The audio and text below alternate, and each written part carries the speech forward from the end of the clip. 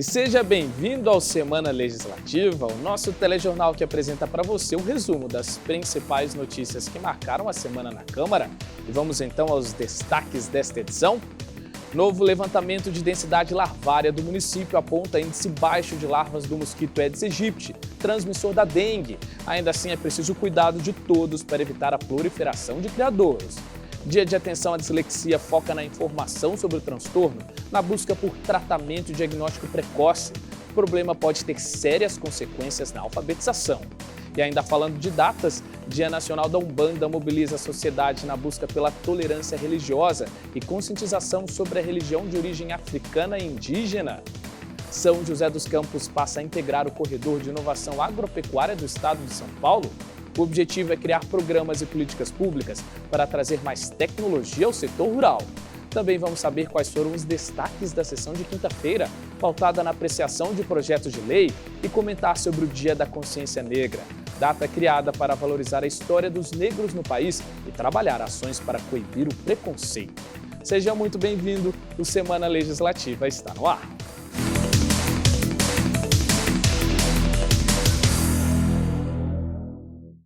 E agora a gente confere os destaques da sessão de quinta-feira. Durante a 72ª sessão do ano, os vereadores aprovaram 4 projetos, todos por unanimidade. Um deles, a proposta encaminhada pela Prefeitura, que concede incentivos fiscais a empresas de determinados setores como forma de atrair investimentos e abrir postos de emprego. Com esse objetivo, a matéria reduz a alíquota do Imposto sobre Serviços de Qualquer Natureza, o ISSQN, para 2% em atividades como medicina robótica, aplicativos para transporte de passageiros e bens, além de serviços prestados por startups. Empresas novas que se instalarem no município terão isenção do IPTU e da taxa de coleta de lixo. A isenção do IPTU também se estenderá para corporações que ampliarem a área construída ou que mudarem para um imóvel maior.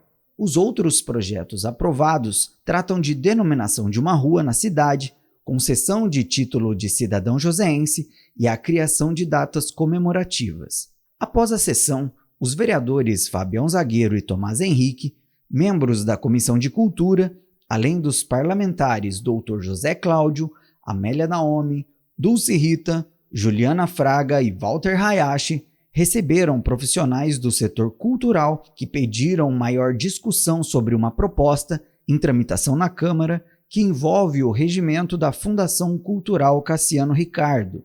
O grupo solicita que algumas mudanças sejam feitas no projeto. Para ampliar a discussão, o vereador Fabião Zagueiro, presidente da Comissão de Cultura, deve convidar os conselheiros da Fundação para uma reunião na próxima quarta-feira, antes da votação do projeto. A sessão na íntegra você confere no nosso canal no YouTube. Estamos chegando na época de chuva e calor e isso também serve de alerta para uma questão séria, a dengue. Aqui em São José, o levantamento de densidade larvária encontrou larvas do mosquito Aedes aegypti nas casas do município e claro que fica o recado para a gente se cuidar. Ainda assim, o resultado para a cidade foi bom e descarta uma possível epidemia, mas claro que ainda é preciso seguir as recomendações para evitar a proliferação do mosquito. O trabalho dos agentes de endemia nas ruas não para. De porta em porta, eles visitam as casas na busca de possíveis focos do mosquito Aedes aegypti, o transmissor da dengue, febre amarela, vírus da zika e chikungunya. O trabalho é minucioso e todo o local suspeito é examinado.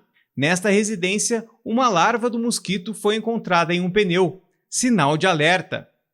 Ainda assim, o último levantamento de densidade larvária realizado pela Prefeitura registrou um índice de 0,2 para São José dos Campos. Isso significa que, para cada 1.000 móveis na cidade, foram encontrados 2 recipientes com larvas do mosquito Aedes aegypti. O resultado manteve o índice apresentado no mesmo período do ano passado, e segundo Marjorie, supervisora técnica de controle de arboviroses, indica uma situação controlada. É um número considerado tranquilo comparado ao índice que seria de alerta, né? Então, o índice de Breton alerta seria o 1. Né? Nós tivemos algumas áreas que apresentaram os números mais próximos do 1. Né? Nós temos uma área de maior destaque, que é a área 14, que tem passou, né, desse índice, se não me engano foi 1,05, não tenho certeza, mas foi acima de 1. Então, assim, acaba nos dando referências para agir, né, tomar ações preventivas em relação a essas áreas. Para medir o índice de densidade larvária, as equipes da prefeitura visitam imóveis em todas as regiões da cidade. Este é um trabalho de prevenção e orientação, mas para manter o foco dos mosquitos controlados, outras ações também são realizadas em todos os meses do ano, mas principalmente agora com as chegadas das chuvas e do calor. Nós temos agentes trabalhando, equipes trabalhando no controle de criadouros de casos notificados, né? Ainda chegam alguns casos. Nós temos equipes fazendo nebulização, que é a aplicação do inseticida, né, intra e peridomicílio. Mas temos outras atividades. Nós temos as visitas aos pontos estratégicos, que são imóveis que apresentam características específicas, com maior número de criadouros. Aí são as funilarias, borracharias, desmanches, enfim, esse tipo de atividade, né? Cemitérios também, e temos os imóveis especiais, que também recebem nossas visitas trimestrais. Todas essas ações de prevenção e controle são consideradas fundamentais para a Câmara. O vereador Zé Luiz, membro da Comissão de Saúde, ainda reforça o papel dos parlamentares em incentivar os moradores a tomarem cuidados básicos para evitar a proliferação do mosquito. A comunidade médica alerta que atitudes simples em casa podem fazer a diferença. Tampe lixeiras e caixas d'água, mantenha as calhas limpas, assim como os ralos. Deixe garrafas e recipientes com a boca para baixo e coloque areia nos vasos de planta. Todos os vereadores diariamente estão em diversos bairros, fazendo reuniões, indo conversar com sociedade amigo de bairro, conversando com outros interlocutores, lideranças. Então sempre está levando essas informações nas próprias mídias sociais de cada um e, logicamente, aqui no plenário, na Câmara, no dia a dia, quando vai fazer as suas intervenções, está falando. Ainda, segundo o vereador Zé Luiz, é preciso que o município incentive a realização de todas as medidas de prevenção para evitar possíveis surtos e epidemias, já que situações como estas, que podem ser evitadas, oneram os cofres públicos. Todo o trabalho que é baseado na prevenção, ele é mais eficaz. Então, quanto mais você alertar a população, mostrar à população como é que ela pode se defender, como é que ela pode não permitir que isso se alastre, é importante. Então, eu creio que toda essa campanha, ela precisa acontecer, ela é necessária acontecer para que se evite grandes problemas de doença no município que pode atingir muitas pessoas. E como ninguém quer ficar doente e se contaminar com a dengue e outras doenças transmitidas pelo Aedes aegypti, o jeito é se cuidar. Faça a sua parte e ajude a combater o mosquito. É possível até mesmo denunciar possíveis criadouros pelo 156. Cuidar do nosso espaço para evitar a dengue é um ato de cidadania. Cada morador, se tivesse um cuidado maior, existem moradores que cuidam muito bem dos seus imóveis, mas existem, infelizmente, muitos outros que não são tão bem cuidados, seja por uma falta, talvez, de informação, ou seja, realmente por não acreditar, né? Nunca acredita que no seu imóvel vai acontecer alguma coisa. Precisamos, sim, muito que a população colabore, né, de todas as formas possíveis. E no próximo bloco vamos falar de duas datas muito importantes: o Dia de Atenção à Dislexia, para informar a população sobre o transtorno e como procurar tratamento, e o Dia Nacional da Umbanda, que foca na tolerância religiosa e também a valorização dessa religião, que é genuinamente brasileira. A gente volta já.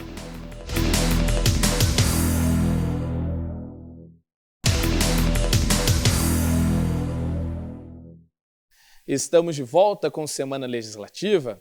E agora falando de datas comemorativas, no dia 16 de novembro foi comemorado o Dia de Atenção à Dislexia, uma forma de conscientizar a sociedade sobre o transtorno e destacar a importância do diagnóstico precoce. A dislexia representa uma barreira na aprendizagem, uma vez que quem sofre com o problema tem dificuldades na leitura e no conhecimento de palavras. E o maior obstáculo ainda está no reconhecimento do transtorno, já que muitas pessoas, por não saber do problema, não procuram tratamento. A rotina da Laura fez ela conhecer bem as dificuldades de quem convive com a dislexia. Ela é psicopedagoga e atende crianças que sofrem com transtorno. Esse é um problema que pode levar a consequências sérias, já que os impactos da doença refletem no aprendizado e alfabetização. Por isso, ela pede que pais e responsáveis se atentem aos sinais.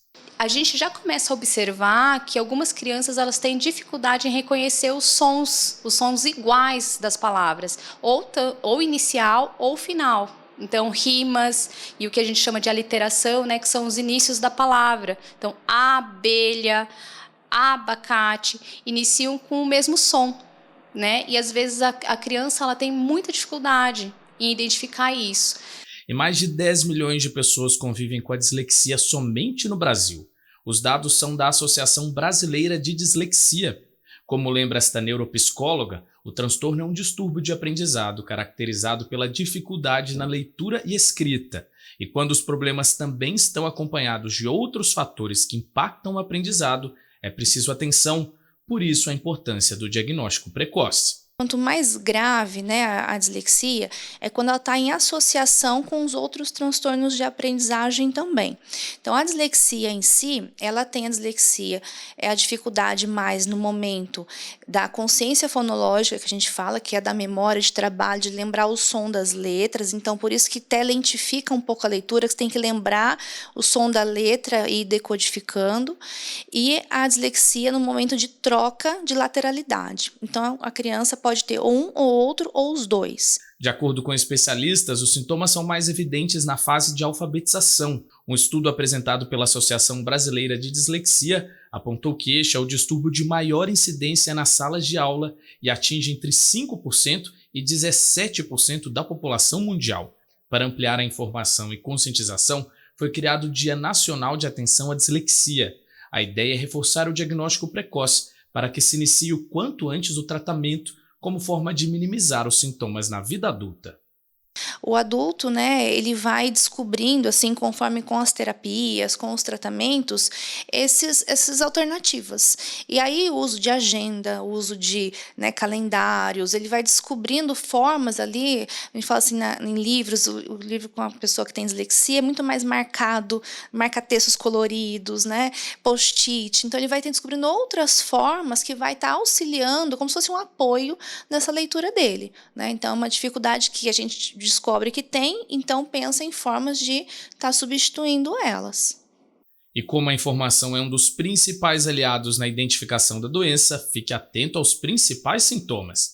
Dificuldades para ler, escrever, soletrar e identificar fonemas, trocar letras das palavras, como exemplo, ler cola ao invés de gola, confundir P com B ou T com D, problemas para decorar a tabuada e também na coordenação motora. Atualmente, uma média de 2 milhões de pessoas são diagnosticadas com a doença, de acordo com o Ministério da Saúde. Por isso, este é um assunto que tem sido discutido na Câmara. Os vereadores Amélia Naomi e Fabião Zagueiro, inclusive, têm projetos na área. Esse processo é muito importante, né? Foi alguns pais que nos passaram, né, essa doença, né, que as crianças têm quando criança e nas nossas escolas, né? Aí a gente colocou, né, como projeto para ter uma atenção especial. É importante que na rede municipal tenha uma equipe multidisciplinar, que tenha psicólogo, neurologista, né, para acompanhar e fazer todo o desenvolvimento pedagógico. Então, o que a rede tem que fazer é implementar isso. E para amenizar os impactos da dislexia, principalmente durante a alfabetização, a dica é criar um ambiente lúdico de aprendizagem. Brincar com a criança e reforçar os conceitos da escrita e fala podem e muito ajudar no desenvolvimento. Eu sempre recomendo para as famílias que a gente brinque com a criança, né? Então, o trabalho da criança é brincar. Como que a gente vai brincar? A gente vai utilizar letras móveis, alfabeto móvel, a gente vai brincar na areia de fazer a letra, né, esse formato da letra. Quanto mais objetos sensoriais ela tiver relacionados, melhor. Então vai fazer as letras com a massinha, com o palitinho, vai desenhar na areia, vai colar feijãozinho, né? As letras grandes primeiro e depois a gente vai reduzindo isso, né? Então quanto mais sensorial for isso, melhor. Quanto mais lúdico for, melhor.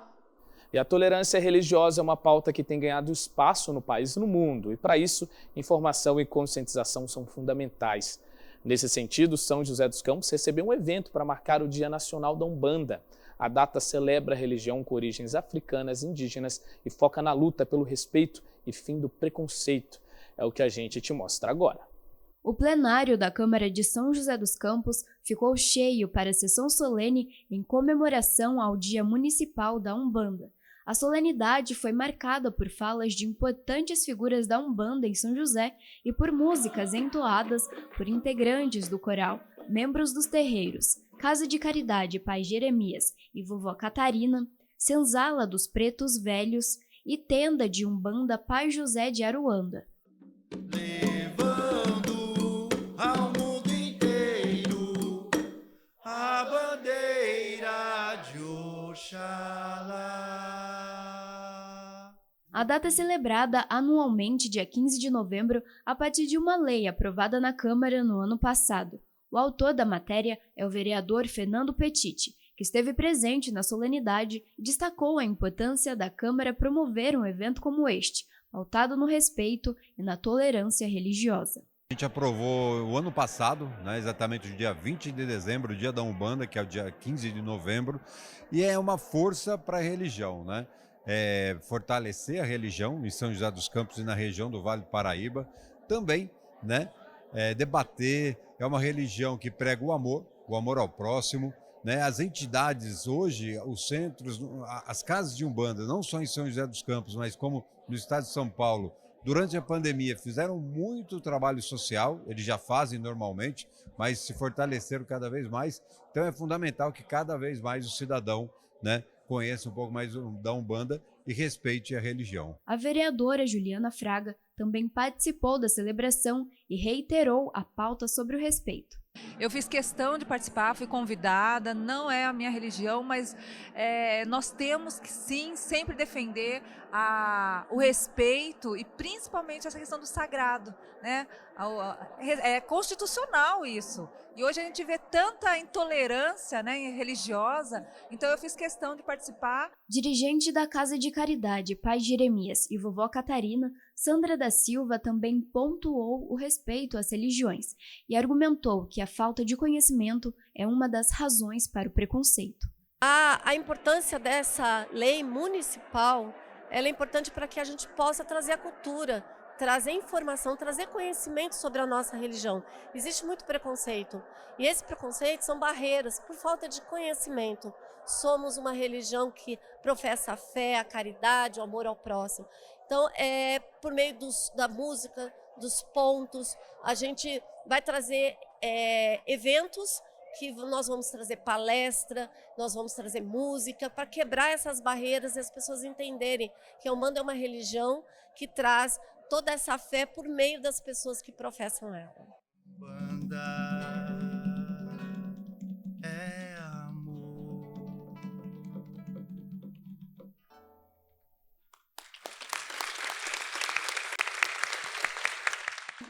E no próximo bloco a gente continua a falar sobre tolerância e respeito no Dia da Consciência Negra, que reforça a importância de valorizar a história dos negros no país e acabar com o preconceito. Também vamos te mostrar o potencial de São José dos Campos, que integrou o Corredor de Inovação Agropecuária do Estado de São Paulo. É daqui a pouco.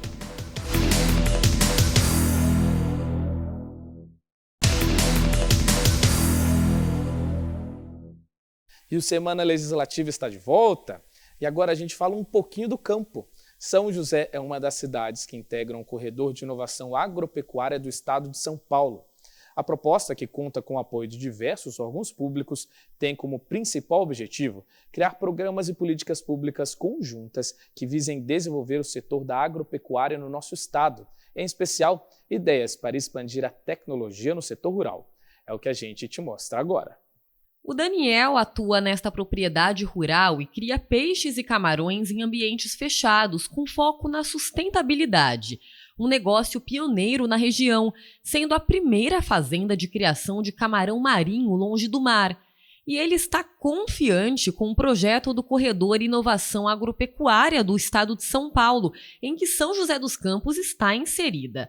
Para ele, este novo modelo de mercado vai abrir as portas para o setor e, consequentemente, intensificar a produção. Aqui no Vale do Paraíba em si, não se tem muita cultura da aquicultura em si, né? Não é muito forte, não é uma área de muito desenvolvimento. E nós estamos trazendo um pouco dessa tecnologia para a criação em ambientes fechados, sustentáveis, que dá uma rentabilidade um pouco maior. A ideia desse corredor é promover o desenvolvimento regional com foco na conexão dos ambientes de inovação, integrando desta forma startups e instituições de pesquisa, por exemplo. A Giane é coordenadora de projetos do Parque Tecnológico e reforça que a cidade quer criar um ambiente que propicie a expansão de empresas tecnológicas que tenham um agronegócio como mercado-alvo. O Parque Tecnológico de São José dos Campos ele tem como missão criar esse ambiente para que empresas de base tecnológica se tornem conhecidas, reconhecidas e competitivas no mercado.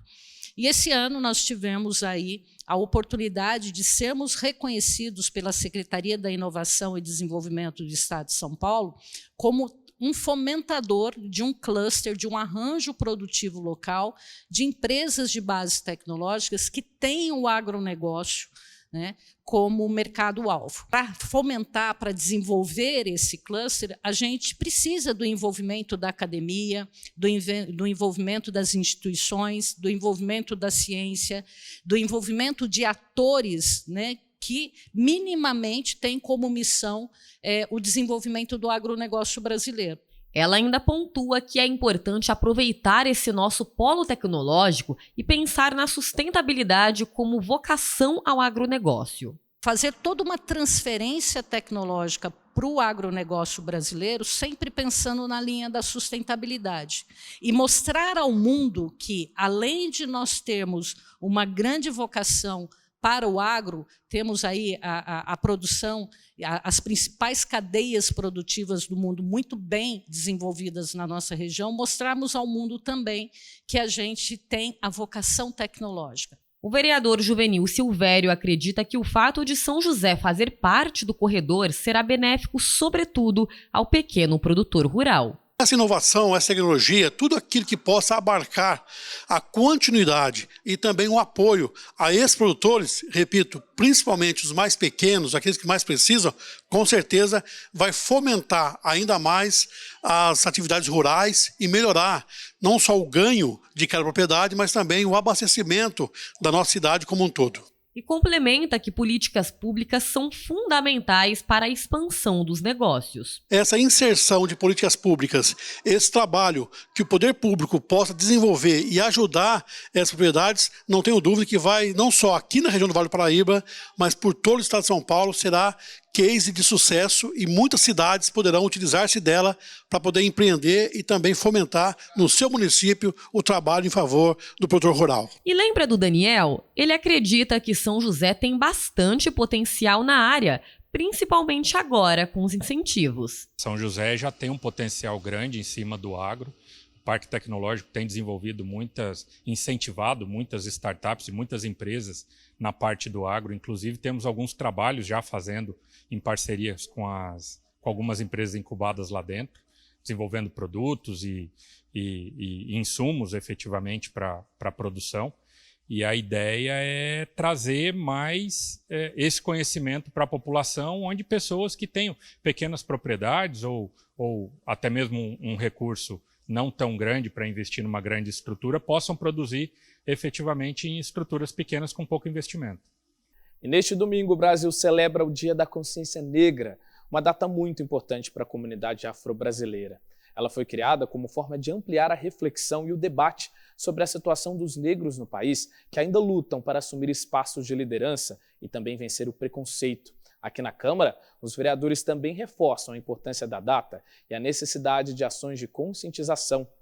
Há mais de 10 anos, o Jader trabalha como produtor cultural, mas para chegar no cargo que ocupa hoje, teve que passar por diversas barreiras para se destacar na área. Parte dessas dificuldades, ele relata, estiveram relacionadas com a questão racial. Você se posicionar como uma pessoa negra, eu acho que é um embate, né, diário, de você se posicionar e se afirmar.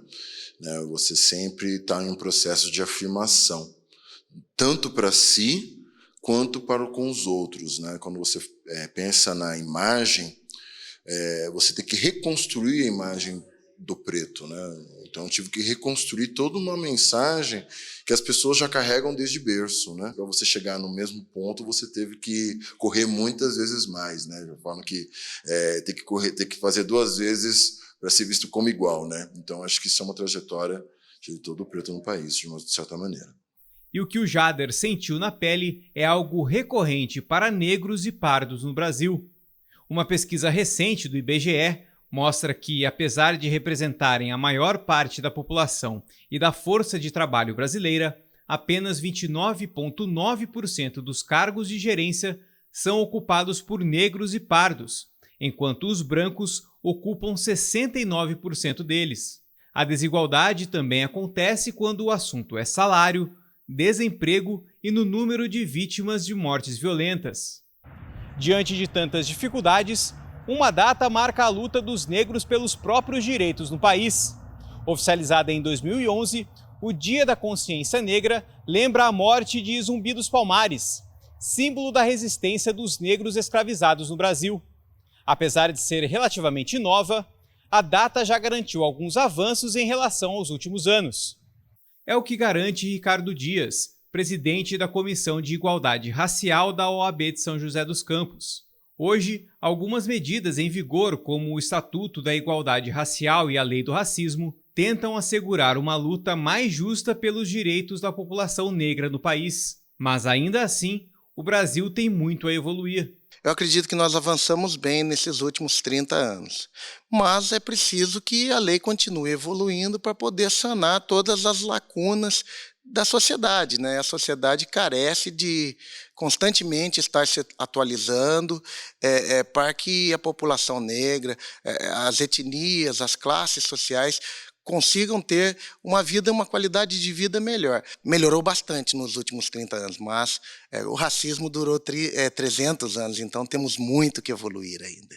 Em São José dos Campos, a comunidade negra tem um espaço voltado para o desenvolvimento e a divulgação de sua cultura.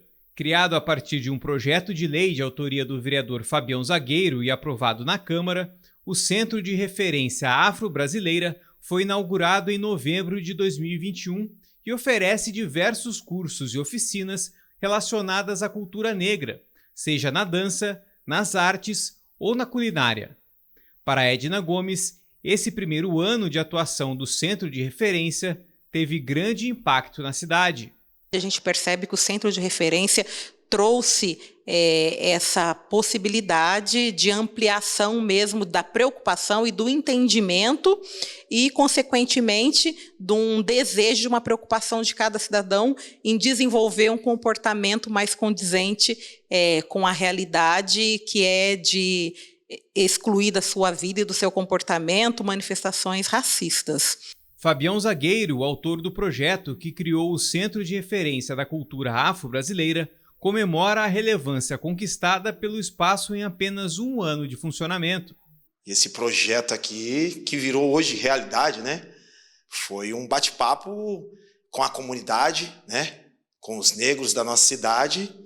E esse projeto hoje é realidade. Então, fico muito feliz de, no meu 2º ano de mandato, ter colocado um projeto desse nível aqui tão grande, né, cara? Que é o que eu falo sempre, não só para o negro, mas para todos os joseenses. Para os parlamentares, a Câmara e o poder público têm papel importante no fomento de ações que promovam a igualdade racial. É o que eu falo, é a casa do povo, né? Lá a gente está aberto para todas as discussões. Então o vereador é o representante. E ele, como representante, ele tem que trazer para a Câmara Municipal o que a comunidade, o que o povo pede. Então, um fator principal é os vereadores estar sempre escutando a comunidade. Acho que o principal trabalho na questão da cultura é um incentivo, através desse projeto, de divulgar mais a cultura e da população estimular mais a atenção da saúde. Existem doenças que predominam na população negra, como a hipertensão, doença renal. Eu acho que é o papel principal da Câmara, é apoiar projetos que possam atuar tanto na saúde, no trabalho e na cultura da população negra. A gente, parece que não, a política hoje está muito inflamada nesses assuntos, mas nós temos uma dívida histórica com o povo negro. Há poucas pouco tempo atrás a gente tinha escravidão em nosso país. Então as políticas afirmativas enquanto povos, né, as próprias políticas de cotas e de trazer essa igualdade para os povos, né, de pagar essa dívida histórica é muito importante. Tem gente que até discorda, mas a gente tem que saber da história para a gente poder opinar de forma assertiva. Enquanto isso, a luta negra por igualdade e por mais oportunidades continua e se faz necessária, o que aumenta ainda mais a importância da celebração do Dia da Consciência Negra. E o Dia da Consciência Negra, ele visa justamente isso, o combate ao racismo, as políticas públicas de inclusão, cotas raciais, concursos públicos, toda esta equidade que precisa ser desenvolvida nesse país. Então, o próprio Dia da Consciência Negra eu já considero como uma política pública de avanço que, sem dúvida, vai fazer a população negra e a população de baixa renda alçarem voos maiores. Trabalhando essa pauta cotidianamente, a gente está muito próximo de ter o dia 20 de novembro como um dia de celebração, e não mais apenas um dia de luta. Trabalhando ao longo do ano, toda essa pauta, cada serviço, cada gestor, cada pessoa, cada cidadão cumprindo o seu papel, quando chega no final do ano, naturalmente passa a ser uma data a ser realmente comemorada, uma data onde cada um de nós um dia poderemos nos orgulhar e celebrar que, de fato, o Brasil, São José dos Campos, é uma cidade onde todas as pessoas têm seus direitos assegurados igualmente. E o Semana Legislativa fica por aqui, mas continue ligado na nossa programação. Muito obrigado pela companhia e até a semana que vem.